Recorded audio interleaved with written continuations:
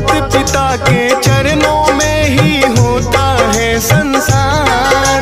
कार्तिक ने भी मान लिया है गणपति जी से हार। माता पिता के चरणों में ही होता है संसार। कार्तिक ने भी मान लिया है गणपति जी से हार। माता पिता के चरणों में ही होता है संसार। कार्तिक ने भी मान लिया है गणपति जी से हार।